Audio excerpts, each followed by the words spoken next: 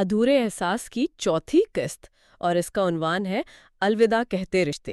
آج ہمیں اسی کا اسکرپٹ ہے۔ جی، اور یہ عنوان ہی مطلب اپنے اندر ایک پوری دنیا میٹے ہوئے ہے۔ وہ الوداع جو کبھی کہا ہی نہیں گیا۔ وہ رشتے جو بس خاموشی سے ختم ہو جاتے ہیں اور پیچھے ایک سوال چھوڑ جاتے ہیں کہ آخر ایسا ہوا کیوں؟ تو آج ہم اسی سوال کا جواب ڈھونڈنے کی کوشش کریں گے۔ ہمارے پاس یہ اسکرپٹ ہے، ہم اس کی کہانی، اس کے کرداروں، ان کے جذباتی سفر کو سمجھنے کی کوشش کریں گے۔ اور خاص طور پر یہ دیکھیں گے کہ کیسے وقار، نور جہاں اور عائشہ، یہ تینوں کردار ایک ہی حالات سے گزرتے ہیں، لیکن ان کے فیصلے ان کی زندگیوں کو بالکل الگ الگ سمت میں لے جاتے ہیں۔ چلیں پھر شروع کرتے ہیں۔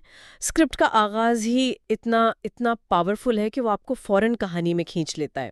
راوی کی آواز آتی ہے، زندگی میں کچھ الوداع اتنے خاموش ہوتے ہیں کہ ہمیں پتہ بھی نہیں چلتا کہ ہم کب الگ ہو گئے۔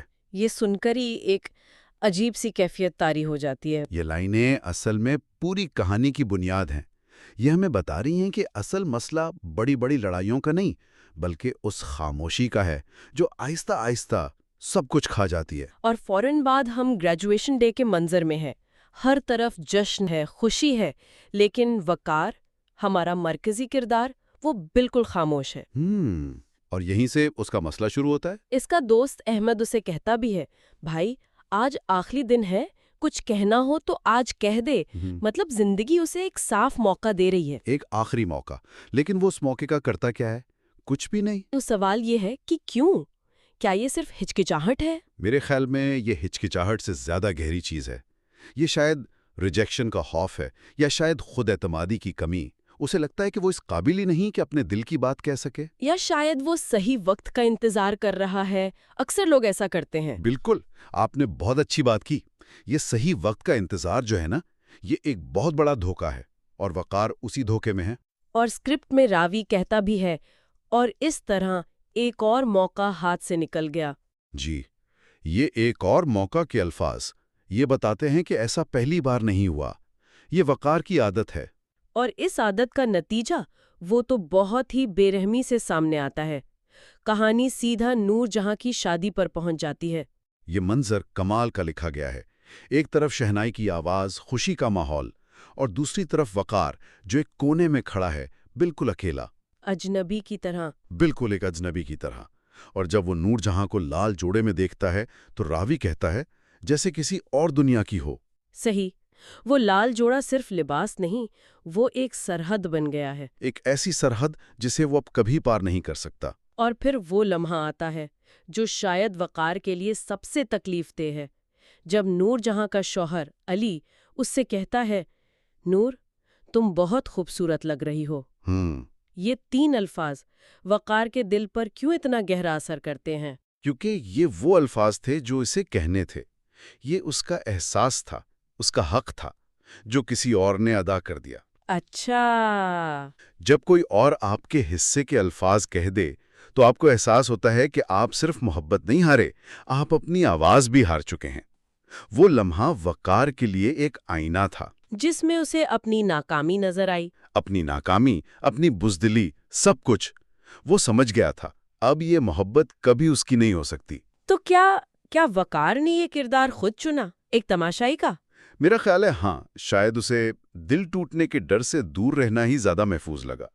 ہم اکثر خاموشی اس لیے نہیں اختیار کرتے کہ کہنے کو کچھ نہیں ہوتا، بلکہ اس لیے کہ ہم نتائج سے ڈرتے ہیں۔ تو وقار تو اپنی ہی بنائی ہوئی اس بھول بھلیا میں گھوم ہو گیا، لیکن یہیں پر کہانی ایک بہت دلچسپ موڑ لیتی ہے۔ جی، اور عائشہ کا کردار سامنے آتا ہے، جو وقار کی کہانی کے بالکل برعکس ہے۔ اور یہی اس اسکرپٹ کی خوبصورتی ہے۔ یہ ہمیں ایک ہی مسئلے کے دو الگ الگ حل دکھاتا ہے۔ عائشہ بھی اسی دوراہے پر کھڑی ہے، اور جین جو اسے پروپوز کرتا ہے، اس کا انداز بھی کتنا مختلف ہے۔ وہ کہتا ہے، عائشہ میں تم سے کوئی زبردستی نہیں کروں گا۔ اس میں کوئی دباؤ نہیں، کوئی مطالبہ نہیں، صرف خلوص ہے۔ اور عائشہ کا جواب، وہ رو رہی ہے، لیکن راوی کہتا ہے، مگر اس بار درد کے نہیں۔ یہ لائن بہت اہم ہے۔ بہت اہم۔ اس کا مطلب ہے کہ وہ پہلے بھی روئی ہے، شاید درد سے، لیکن آج اس کے آنسو امید کے ہیں۔ وہ کہتی ہے، جین مجھے تم پر بھروسہ ہے۔ بھروسہ؟ جی، یہ بھروسہ کا لفظ یہاں کلیدی ہے۔ وقار خود پر بھروسہ نہیں کر سکا۔ عائشہ نے جین پر بھروسہ کرنے کا فیصلہ کیا۔ تو بھروسہ ایک احساس سے زیادہ ایک فیصلہ ہے؟ بالکل، ایک قدم آگے بڑھانے کا فیصلہ، اور راوی اس فرق کو ایک جملے میں بتا دیتا ہے۔ اس بار عائشہ نے دیر نہیں کی۔ یہ اس بار کا لفظ یہ بتاتا ہے کہ اس نے ماضی سے سیکھا ہے۔ وہ وقار کی طرح ماضی کی قیدی نہیں بنی۔ صحیح، اس نے سمجھا کہ زندگی آگے بڑھنے کا نام ہے۔ اس نے خاموشی کو نہیں، اپنی آواز کو اپنی طاقت بنایا۔ اور اس کے بعد جب اسکرپٹ ہمیں واپس وقار کے پاس لے جاتا ہے تو عائشہ کی امید بھری دنیا کے بعد اس کی تنہائی اور بھی زیادہ چبھتی ہے۔ بہت زیادہ۔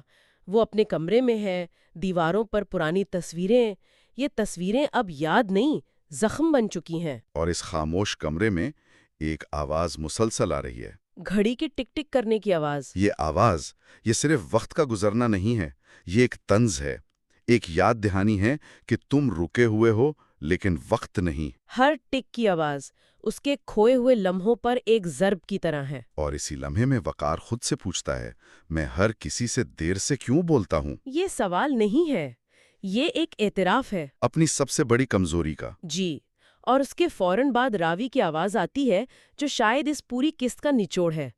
وقت کبھی کسی کا انتظار نہیں کرتا۔ یہاں آ کر وقت خود ایک کردار بن جاتا ہے۔ ایک ایسا کردار جو کسی کے لیے نہیں رکتا۔